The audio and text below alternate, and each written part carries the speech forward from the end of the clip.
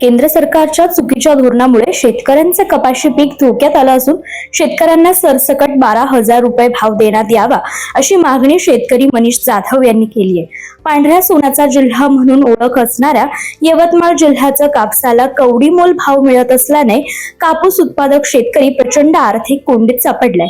देशात कापसाच्या 19 lakh metric ton गाठी आयात केल्यामुळे मोठ्या प्रमाणात कोंडी झाली असून कापसाला सरसकट 12,000 रुपये भाव देण्याची मागणी शेतकरी नेते मनीष जाधव यांनी केली आहे।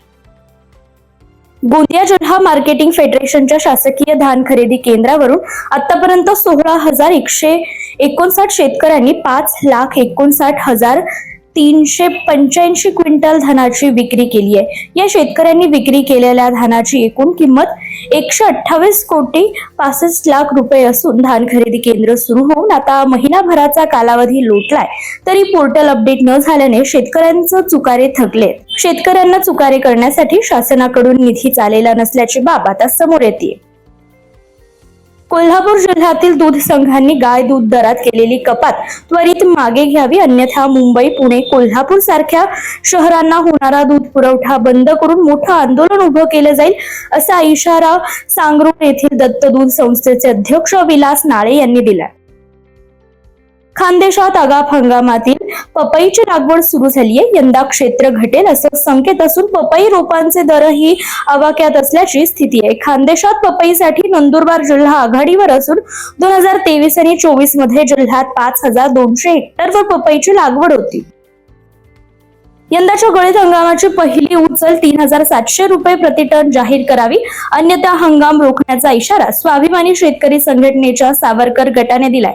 प्रभारी जिल्हाधिकारी, अप्पर जिल्हा पोलीस प्रमुख आणि साखर सहसंचालकांना बैठकीत गटाने हा इशारा दिलाय। 8 दिवसात या मागणीबाबत कार्यवाही न केल्यास होणाऱ्या आंदोलनास प्रशासन जबाबदार असल्याचा इशाराही स्वाभिमानीचे नेते सावरकर मादनाईक यांनी दिलाय। दिवाळीनंतर फुल उत्पादकांचा महत्वाचा हंगाम असणाऱ्या मार्गशीर्ष मधील लक्ष्मी पूजेसाठीच्या फुलांना चांगला दर मिळावा अशी आशा असते।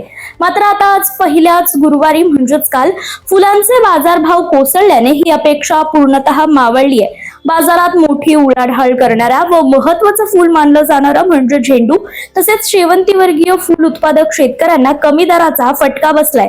यामुळे मार्गशीर्ष मध्ये लक्ष्मी फूल उत्पादकांवरती रुसल्याचं चित्र बाजारात पाहावयास मिळालं।